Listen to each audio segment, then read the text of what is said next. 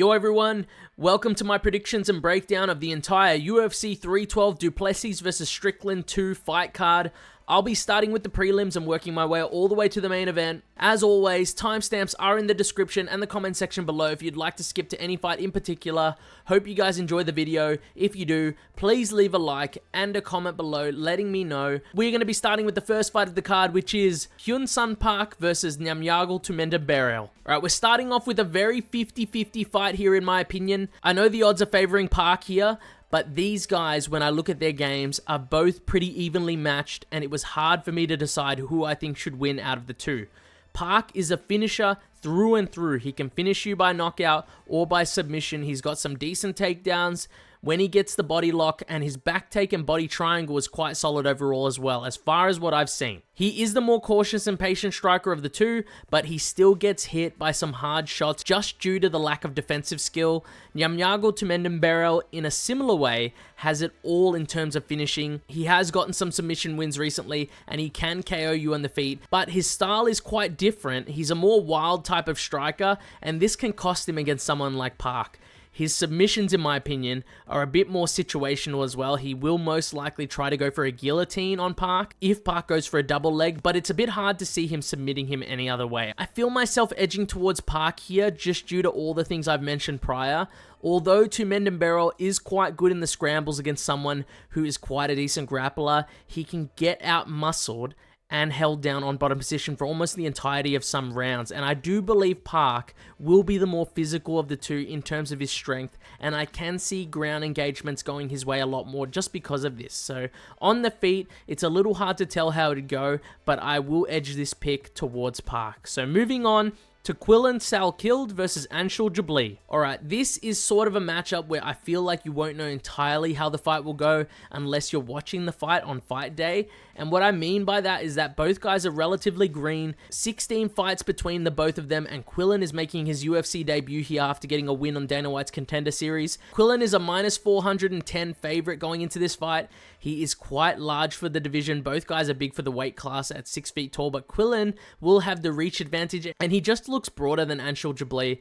Quillan also is the type to try and get the fight to the ground very frequently. I think he shot 10 times in the fight on the Contender Series, which is pretty impressive, and he almost got the finish in that fight as well. Anshul Jubli will be the more fluid striker in my opinion, and Quillan Salkilld will have the grappling advantage, so we will have to see how Anshul Jubli will be able to handle Quillan's grappling in this fight. I think the main reason Quillan Salkilld is such a large favorite is that his striking is pretty decent himself, and he changes up his targets and weapons very well. He uses a lot of kicks in his striking game and tends to not just headhunt and will target the body. His cardio also seems quite solid, and that will be an advantage over Jubli, who got pressured and slowed down in the second and third round against Mike Breeden in his KO loss. So I could see Jubli winning this one if it stayed entirely on the feet, but I do think Quillan will get this one to the ground sooner or later in this fight, at least a couple times, securing the win. I can see this being a decision, but I wouldn't put it past Quillan to get a finish here. Moving on to Cody Steele versus Rongzhu. Am I the only one that thinks these guys look very similar? It's actually crazy, especially since they're from two different countries as well. I just thought it was interesting. They look almost like two clones of each other. No joke, they fight very similarly as well and have similar stats when I looked at them. Major differences between the two, if you want to know. Cody Steele is undefeated going into this matchup. Cody Steele also, in my opinion, has the better and more polished boxing technique. He also might have the slight power advantage, but both men hit pretty hard. Rongzhu, in my opinion, gets hit slightly less than Cody Steele, and he leaves himself open a little less. I feel like that is the downfall of Cody. It might not be in this fight, but down the line, if he keeps taking all this damage, he will eventually get put out by a power punch in the division. Cody is a moderate favorite as well, but I think the odds should be quite a bit closer. Although Rongzhu is young, he has more than 4 times the pro fights of Cody Steele. So the young guy, in a way, is the veteran in this matchup. I might put something on this fight in terms of it not making the distance, since both guys hit relatively hard and don't have the best defense, in my opinion. I won't be putting anything on either fighter outright, though, since I think this fight is pretty close. Cody Steele is the pick. Moving on to Kevin Jousset versus Jonathan Micallef. Now, this is a little bit of a tricky fight to pick because I have said in the past that I didn't rate Kevin Jousset very highly, and I did pick Bryan Battle to beat him in his most recent fight, which was correct. But someone like Jonathan Micallef, with his fight style, more of a grappler wrestler with some decent fundamentals on the feet, might struggle against Kevin Jousset's power, volume, and overall stand-up game. I've watched a bit of tape on Jonathan, and he isn't terrible on the feet, but he does tend to go wide with his swings, especially when he gets tired. He does have a solid left straight from southpaw, and he's got quite the sneaky rear leg high kick, which could potentially turn the tide for him in this matchup. And I actually debated on whether or not to pick Jonathan in this matchup, but I remember seeing the times Kevin Jousset was brought to the ground or was on the ground, and that was usually if someone was able to hurt him on the feet. Like in his matchup with Jack Della Maddalena a long time ago, he is decent at defending takedowns as well for someone who's tall and stands quite upright, and he's actually not too bad in the scrambles as well, so it's made me lean towards Kevin Jousset even more. It just feels like if you want to beat Kevin Jousset in my head, you have to be quite solid on the feet overall, and you have to be able to hurt him, and I don't think Jonathan Micallef is that dangerous guy on the feet. I will be picking Kevin Jousset here, but this one is a close one. If Jonathan manages to secure a good position on the ground, he is quite a talented grappler, so I could see him working his way into a submission here, but just going to go with who I believe to have the highest chance of winning this weekend, so that's Kevin Jousset. Moving on to a sick matchup, Colby, Thicknesse versus Aleksandre Topuria. I believe Volkanovski's going to be in the corner of Thicknesse, and Ilia Topuria is cornering his brother as well in his UFC debut, so we are going to see a lot of coverage posted about this fight pretty much all weekend. As for the two fighters, Aleksandre is the favorite, and I'm not going to lie to you guys. If you haven't seen him fight before, he pretty much is a carbon copy of Ilia Topuria in the way he looks and the way he fights. He has lost one fight by KO, but he even looked great in that fight and had multiple submission attempts in that fight against a larger opponent. He had an armbar, especially, that looked like it was completely going to end the fight. Very talented bunch of brothers here that we've got in the UFC. As for Colby, Thicknesse, fellow Aussie here, undefeated, great ground game, and tends to try to get every opponent to the ground. He then tries to finish them by ground and pound or submission. Not as flashy on the feet, but enough to where he can try to set something up to get this fight to the ground. One of the more interesting fights on the card, and I hate to not pick Aussies, honestly, and I've already picked against a couple, I think, already, but this is a tough matchup for Colby, Thicknesse. Both Topuria brothers have great base in grappling and BJJ, and not only that, they are also physically strong as well and dangerous on the feet. I honestly think that I can see Colby Thicknesse struggling to secure his takedowns in this fight and being lit up on the feet by Topuria as the fight goes on. Topuria is a very solid boxer, just like his brother, and like I mentioned earlier, I think he'll have the physical strength advantage going into this matchup, and I think it will aid him in stuffing the takedowns and out-muscling Colby in multiple scenarios and times throughout this fight. I think he takes Colby's undefeated record, and I could see him getting a finish towards the second and third round of this fight, hurting him on the feet first, and then either TKOing him or finding a submission after he hurt him with his hands. He's a heavy favorite as well. Not super surprised though, but yeah, that's my prediction, although I'd like to see the Aussie boys win, of course. Moving on to Wang versus Bruna, Brasil. Great WMMA matchup here, honestly. Very interested to see how this one goes. Wang is a massive favorite again, and I wish they would stop doing this, especially with WMMA fights, which tend to be a bit more unpredictable in my opinion.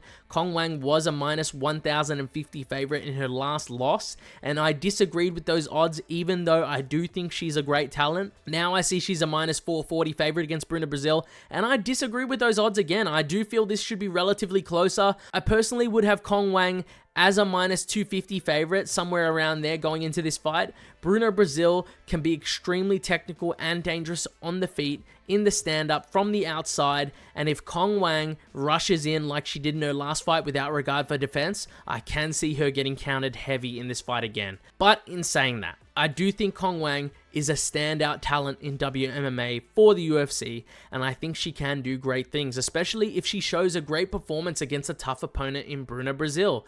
I can see Wang doing more damage, being more active in this fight, pushing the pace, and keeping Bruna, Brasil on the back foot, and being the fighter that is inflicting more damage on their opponent here. I think she's going to be the physically stronger fighter. She'll be more powerful. She'll be more technical of a boxer. And in saying this, guys, I will watch the odds carefully as they creep closer to the event. I might end up chucking something on Bruna Brasil since the odds are pretty solid right now. But if they get a bit wider, I will be chucking something on that for sure. Cong Wang is the pick though. She will go into my confident picks list as well once again. Moving on to Tom Nolan versus Viacheslav Borshchev. Now this fight is going to be fireworks in my opinion, guys. Tom Nolan is always hunting for the finish and Borshchev is quite a solid striker on the feet. Tom Nolan is the underdog in this matchup, but the odds are relatively close. I actually don't mind siding with the underdog in Tom Nolan, and I might figure out some sort of bet I can make around him getting a finish here because I believe, personally, he has more finishing potential than someone like Borshchev, at least at this stage in his career. He hits hard, he's a lot more dangerous and technical than people think, which makes him underestimated, and he has 4 KOs in the first round. But my only problem with Tom Nolan is that he can get a bit overzealous. He can try to finish a fight a little too quick, which can leave him open to getting caught. He did get caught against Nicholas Motta in their matchup. And I do think someone like Borshchev is technical enough to find a solid shot on Nolan to hurt him if he does get too reckless.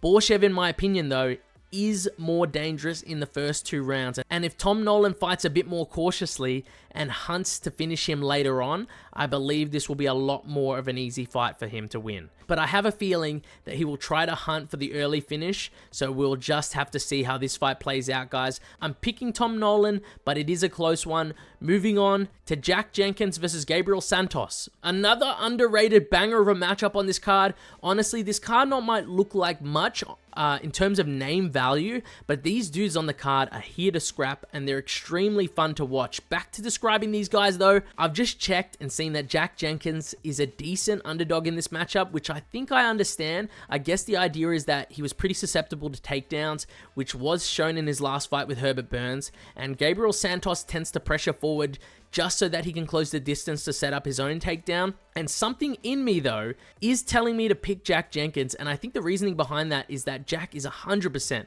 the cleaner and more technical striker. He also doesn't headhunt. He will work the body and legs of Gabriel Santos in this fight, which is a fantastic strategy, because if this one gets into the 2nd and 3rd round, I feel like Gabriel Santos won't be able to secure a takedown, most likely, and he'll end up in trouble since I noticed that he does slow down drastically after the 1st round in most of his fights, mostly due to the heavy pressure he causes in the 1st round. My only need and worry in this fight is that I need Jack Jenkins to have worked on his takedown defense, or else he'll most likely get finished on the ground or lose a decision via grappling advantage of Gabriel Santos. So please, Jack Jenkins, please have worked on your takedown defense going into this matchup. Your striking is so good. That's my reasoning, guys. That's my pick. Moving on to the main card, Jake Matthews versus Francisco Prado. Honestly, guys, I like Jake Matthews here, and I like to pick Jake Matthews, honestly, in this matchup. Right off the rip, I agree with the odds as well. Jake Matthews has shown to have good cardio for 3 rounds. He's shown to have a solid chin. His striking and boxing technique and his volume overall is actually quite solid, even over 3 rounds. And Francisco Prado, in my opinion, has his best round in round 1. He is a solid striker that hits quite hard, and he is probably more dangerous than Jake Matthews, in my opinion. But after round 1, he starts to slow in round 2, and by round 3, he's almost completely gassed and gone. I watched it happen in his fight with Jamie Mullarkey and in his fight against Daniel Zellhuber, so I know this is an issue for him in his fights. And not only is his cardio an issue, but he is now moving up a weight class to fight Jake Matthews. I don't know how this would affect his cardio, but I'd assume carrying around that extra weight wouldn't make it easier for him. Jake Matthews even has the grappling to fall back on in this fight, and I don't even think he really needs it. I would be surprised if Jake Matthews got knocked out here because his chin is quite good. I'll be putting him in my confident picks list here, guys. That's it for that matchup. Moving on to Jimmy Crute versus Rodolfo Bellato. You know what? Want to know my honest opinion on this fight, guys? I think Rodolfo Bellato is slightly better than Jimmy Crute in terms of his striking technique, his power, and he does fire takedowns of his own as well. The guy is a decent prospect for the division, and he's only lost twice in his professional career, and both losses were to Vitor Petrino, and both were by KO as well. And we know Vitor Petrino is good, but he did lose to Anthony Smith and Dustin Jacoby just recently.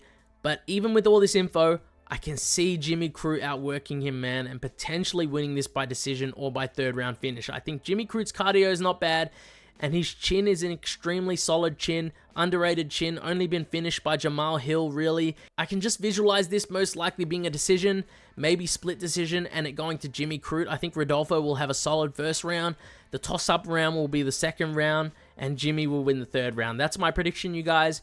Moving on to the feature fight of the card, Justin Tucker versus Thaleson Teixeira. Guys, easiest inside the distance bet I have ever seen. This is ending by KO. I can almost guarantee that, guys, no joke. And I'm honestly surprised to see that Justin Tucker is an underdog in this matchup. I know that Thaleson Teixeira is undefeated, but he is untested in the UFC, and Justin Tucker isn't your average fat, unfit heavyweight on the regional scene. I think Tucker just puts him to sleep in the first round, if you want my honest pick. I actually am going to put him in my confident picks list as well. Tucker is usually reliable against fighters like Teixeira. He's such a solid boxer. Honestly, only gets destroyed by fighters with good grappling games, and this is all just my opinion, of course, but both guys are dangerous, expect to finish almost certainly, and Tucker is my pick. First round KO is what I think will happen. Moving on to the co-main event, Weili Zhang versus Tatiana Suarez. Now, this is massive, honestly. Probably the most dangerous contender for Zhang Weili to verse in her whole title reign right now, and the odds are almost dead even with Tatiana Suarez being the underdog, but it is barely underdog status for her. I've been debating on picking Tatiana Suarez in this matchup the whole time, and I've been thinking about this fight so much. I am going to be taking her to become the champion and defeat Zhang Weili here. I think she is strong enough to contend with Weili in brute strength, and I also think that her striking is not half bad, and she does enough to set up her takedowns. I feel like her kicks are the best thing about her striking, so I'm hoping she uses them quite frequently when they fight. I only worry if Zhang Weili is able to stuff all her takedowns, or if she decides to offensively wrestle her in this matchup, because I wonder how Tatiana Suarez will deal with that situation. I can see Tatiana Suarez being able to reverse Weili in quite a few grappling exchanges, since I believe she is just better and more technical in a lot of those situations, especially in 50-50s or reversing a hip toss or hip throw. But then again, it wouldn't surprise me if Weili was able to out-scramble her a little bit and keep this on the feet to win a decision against Tatiana Suarez, because she is the better striker. Man, this main event is really hard to pick. I will be picking the challenger here in Tatiana Suarez, but the odds, like I say, are extremely close. We're going to move on to the main event of the card, Dricus du Plessis versus Sean Strickland, number 2. And before we jump into this fight, I'm going to show you all who you, the subscribers, the followers of the channel, the poll voters, chose to win this main event. And you guys chose Dricus du Plessis to defeat Sean Strickland in the rematch, but it was pretty close in terms of vote percentage. Sean Strickland did get a lot of votes here, but to let you know if I agree, you guys, I'll tell you right now, I do agree that I have been thinking about picking Dricus du Plessis for a while heading into this main event, and I've got a few reasons for that. I already know the first fight was close, and watching the fight live, I really thought it was one of the closest fights I ever had to score in the UFC, especially for a title fight, but I did edge the first fight to Sean Strickland. I gave him rounds 1, 2, and 5, I believe, if I remember correctly, although I felt that rounds 2, 3, and 4 were toss-up rounds that could have gone either way. I could see an argument for Dricus du Plessis winning the fight with those 3 rounds, of course, and rounds 1 and 5 were Sean Strickland rounds in that first fight. Now, as for this matchup and the second fight, and the reasoning why I'm picking Dricus du Plessis, it's mainly because I believe that Dricus has got more ways to win this fight. He has more finishing potential, in my opinion. I can't really see Sean Strickland knocking out Dricus du Plessis, but I can see Dricus knocking him out. I can also see Dricus getting a submission win, but I can't see Sean Strickland getting a submission win in this matchup. This is just my opinion. Let me know if you agree or not. I only really see Sean Strickland winning a close decision against Dricus du Plessis here. And the reason why that might not even happen is that I feel like Sean's specific style is very unique, and I believe his style is very tough to deal with if you're versing Sean for the very first time. Now, in saying that, Dricus has had to deal with that for 5 rounds. He's had a very close fight with Sean, and I have a feeling he'll be able to find a lot more openings in his style this time around compared to this first matchup.